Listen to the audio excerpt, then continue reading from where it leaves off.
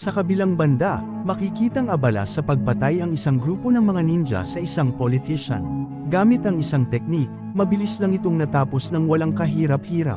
Kasalukuyan itong nilapitan ni Yamaji, na siyang pinuno ng mga ninja. Ibinahagi nito ang bagong misyon na iaatas sa hambog na kriminal. Naging interesado naman ito, dahil kilala si Higen bilang elite ninja sa buong history ng Japan. Dagdag pa dito ang pagkakabisa ni Higen ng tinatawag na countless fighting technique. Kilala rin ito bilang walang awa kung pumatay ng mga target. Bahagi pa ni Yamaji, isang beses na itong denaklarang patay ng doktor, ngunit sa di malamang dahilan, bigla itong nabuhay. Kung kaya't utos nito sa hambog na leader ng mga kriminal, naway masigurado na ang kamatayan ni Higen kung sakaling mapupuluhan ito ng kanilang grupo. Kasalukuyan namang abala sa pagpatay ang kilalang The Reaper. Gamit ang karanasan sa pakikipaglaban, mabilis na umatake ang isang ninja gamit ang isang air technique, agad nitong binalot ng alikabok ang paligid. Ngunit labis naman ang pagtataka ng lalaki, nang makita ang Reaper na nananatiling nakatayo matapos ang kanyang ginawa. Sa paglapit nito, ang pagtulo naman ng Reaper kung nasaan napunta ang hawak nitong samurai. Agad namang humandusay sa lupa ang lalaki, matapos makita ang sariling espada na nakatarok sa dibdib. Tumungo naman sa opisina ng mga FBI si Mike, upang humingi ng karagdagang update tungkol sa kaso na hinahawakan nito. Nadismaya lang naman ang inspector dahil pinalabas lang ng mga FBI na isang kaso lang ito ng money laundering. Bahagya namang natigilan si Mike matapos tawagin ng dating partner. Nag-usap ang dalawa at muling pag-offer ng lalaki ng magiging maganda ang buhay ni Mike kapag ito'y magre-retiro. Wala rin umanong ibang gagawin si Mike kundi ang mag-enjoy tulad ng pangangawil, o di naman kaya ay uminom lang ng whiskey. Ngunit, hindi kumbinsido si Mike at bahagi nito na tila ang sandatang ginamit ng mga ninja na nakuha sa crime scene, ay galing sa kumpanya ng AUSA. Agad namang nilihis ng lalaki ang paksa at mabilis na iniwan ang lugar, matapos iwan ang isang papel. Naging abala naman si Higen sa paggawa ng sandata, dahil nag-iisa, kung kaya hindi maalis sa isip ang bangungot na nangyari sa pamilya. Hindi naman nagtagal at dumating si Mike, bitbit ang iilang gamit at mga pagkain.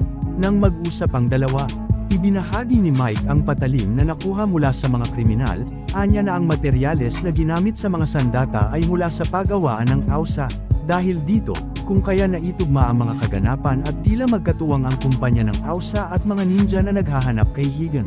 Hawak rin ng mga ito sa leeg ang FBI, kaya malabong magbigay ng solusyon ang batas. Sinunog rin ni Mike ang papel na ibinigay ng dating kasamahan sa trabaho, bilang hindi pagsang-ayon sa nais nito. Nagkasundo rin ang dalawa matapos mapag-alaman na iisa lang ang kanilang plano, at yun ay wasakin ng puwersa ng AUSA at mga ninja, na siyang salot sa lipunan at siyang dahilan ng pagkaawala ng pamilya ni Higen. Naputol naman ang usapan ng dalawa, nang pumasok ang Peking Duck. Kinagabihan, pinagsabihan naman ni Mike ang partner matapos nitong malate sa napag-usapang oras. Insultong wika naman ni Mike kay Emma, marahil dahil sa bulok nitong sasakyan kung kaya madalas itong malate, ngunit ayon kay Higen, magandang klase ang sasakyan nito kahit na may kalumaan man. Dahil sa mga narinig kung kaya sagot ni Emma, tila maganda ang panlasa ng ninja na kasama ni Mike pagdating sa mga sasakyan. Bahagya namang nalingat si Higen matapos malamang pinagsabi nito kay Emma, na siya ay isang ninja, ngunit paliwanag ng agent na hindi naman kalaban si Emma, dahil isa ito sa kanyang pinagkakatiwalaan. Matapos ang mahaba-habang usapan, pinapasok naman ni Emma ang dalawa sa masikip nitong sasakyan. Labis naman ang gulat ng dalawa matapos makita na high-tech ang loob nito. Ayon sa nakalap na impormasyon ni Emma, ang kumpanya ng AUSA ay nakatutok sa paggawa ng makabagong kagamitan, tulad ng armas, mabilis at mas mainam na komunikasyon o kahit pa sa mga entertainment. Ngunit kaakibat sa pagpapalaganap nito, ang isang kasalungat na kumpanya, kasama ang ilang journalist na nag-iimbestiga sa alleged fraud. Subalit sa di inaasahan, namatay ang mga ito nang walang malinaw na dahilan. Natulad rin sa nangyari sa isang politician na mula sa Europa, matapos nitong tumanggi sa anumang foreign company. Makalipas lamang ang halos 2 linggo, bigla na lang itong naulat na namatay dahil sa car accident. Ito rin ang kakaibang nangyayari habang nasa proseso sa paglago ang kumpanya ng AUSA. Matapos makita ang ginagawang proyekto, agad namang bumalik sa opisina ang founder ng AUSA. Bigla itong nagulat matapos makita si Yamaji na matyagang nag-aantay sa kanyang pagdating. Upang hindi na maging mahaba ang usapan, agad na ipinakita ni Yamaji ang litrato kung saan makikita ang grupong ipinadala nito upang umatake kay Higen. Paliwanag naman nito, na nais niya lang ipakita ang teknolohiyang meron sila, at sa pamamagitan ng pagsanib puwersa ng mga ninja ni Yamaji, magkakaroon ng kakaibang lakas ang mga ninja sa pangunguna nito. Ngunit dismayado naman si Yamaji dahil umatake ito ng walang paalam. Habang abala naman sa pagbabahagi ng iba pang impormasyon si Emma, mabilis namang hinawi ni Higan si Mike, nang maramdaman ang isang pag-atake.